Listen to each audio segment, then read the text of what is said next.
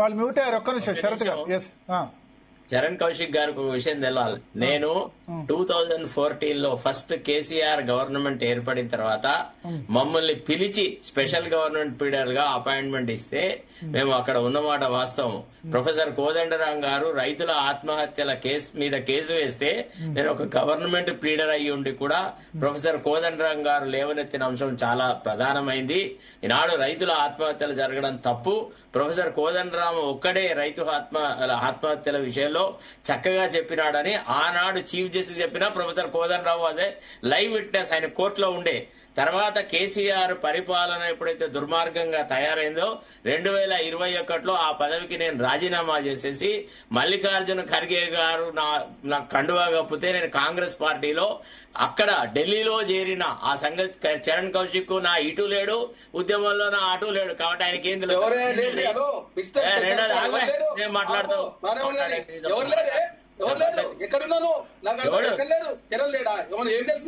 చరణ్ గారు నీకున్నా కేసులు ఏమీ అసలు ఎక్కడున్నా తెలంగాణ చరణ్ కౌశిక్ గారు మాట్లాడతావు. చరణ్ గారు కోల్ కోల్ తెలంగాణ చరణ్ గారు కోల్ కోల్ కోల్ కోల్ ఏర్పడిన తర్వాత చరణ్ గారు కోల్ మీరైతే ఉండొచ్చు మరి కోల్ కోల్ చరణ్ గారు మళ్ళీ ఎంజాయ్ చేయొచ్చు నువ్వు. మీరు మరి తర్వాత మాత్రం మీ ఉద్యమం లేదు చెప్తావా?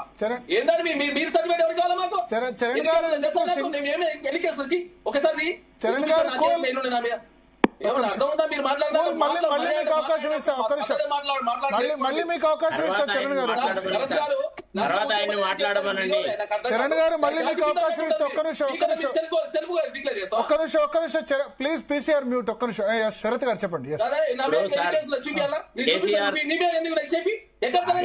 ఒక్కసారి నాకు అర్థం ఎక్కడ ఉద్యమాలు ఉన్నాయండి? నాకు అర్థం కాదు. ఒక్కసారి మ్యూట్ చరణ్ గారు. ఒక్క నిమిషం. ఎస్ ఉద్యమాలు ఉన్నట్టు మాకు సర్టిఫికేట్ ఇస్తారు సార్ భరత్ గారు. చరణ్ గారు okay okay okay okay okay దయచేసి ఏంటంటే మమ్మల్ని ఉద్యమకారులు కాదని చెప్పి ఆయన అంటే మేము ఒప్పుకుంటానికి సిద్ధంగా లేదు. మేము ఉద్యమం ఎక్కడ చేసినామో మాకు తెలుసు. మీరేంటో నాకు అర్థం కాక ఉద్యమం కేసీఆర్ గారితో ఎంజాయ్ చేసి మీరు మాట్లాడితే ఎట్లా? మీరు ప్రశ్నించే స్థాయి మీది నాకు అర్థం కాదు. ఎంజాయ్ చేసి మీరు స్పెషల్ జీపీ తీసుకొని ఇంకా ఎంజాయ్ చేసి ఇంకా కాంగ్రెస్ పార్టీ మాట్లాడుతున్నారు. మాట్లాడుతాను పొగడు కాదు.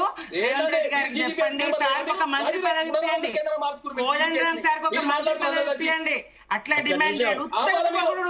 తలుపులు కొట్టిరు, తలుపులు మీరేం చేస్తారు? ఆయన అవమానించాలి. శరత్ గారు కోదండరాం గారిని మీరు అవమానిస్తలే. ఆయనకి ఏమి ఇస్తున్నారు?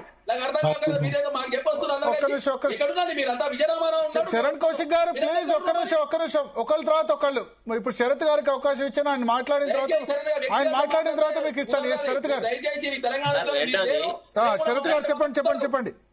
మా ప్రొఫెసర్ పిఎల్ విశ్వేశ్వరరావు గారు ధర్నా చౌక్ ను బంద్ చేసినప్పుడు వారు రిట్ పిటిషన్ వేస్తే ఆ రిట్ పిటిషన్ చీఫ్ జస్టిస్ గారి దగ్గర వచ్చింది, రాధాకృష్ణన్ దగ్గరకు వచ్చింది.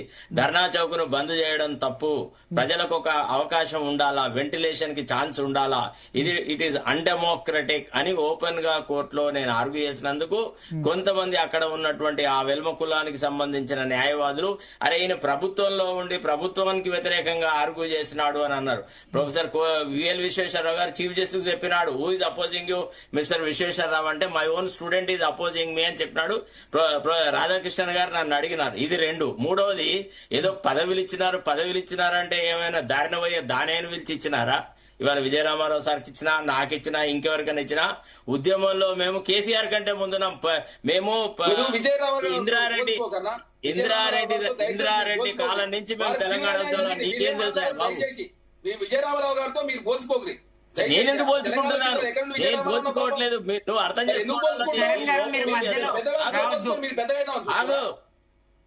అసలు కాదు. అర్హత లేని వాడికి ఎవరికి ఏ అవకాశం ఇవ్వలేదు.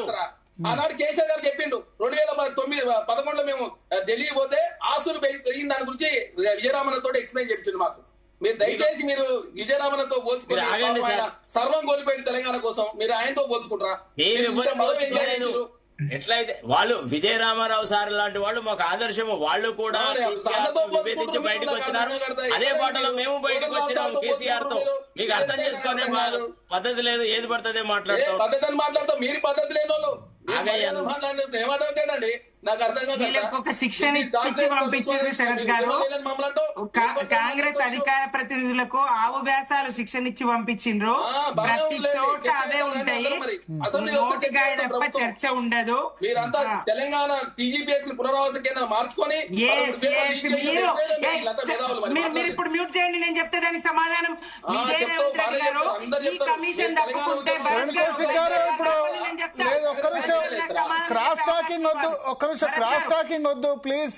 ఎందుకంటే చర్చ ఇప్పుడు ఈ పార్టీ క్లోజ్ చేయాల్సి ఉండే, మీ క్రాస్ టాకింగ్ వల్ల ఎవరిదేం అర్థం కావట్లేదు. నాకు కామెంట్స్ కూడా కింద వస్తున్నాయి, మాకు అర్థం కావట్లేదు. ఒక్క నిమిషం ప్లీజ్ భరత్ గారు. టీజీపీఎస్సీ అంశాన్ని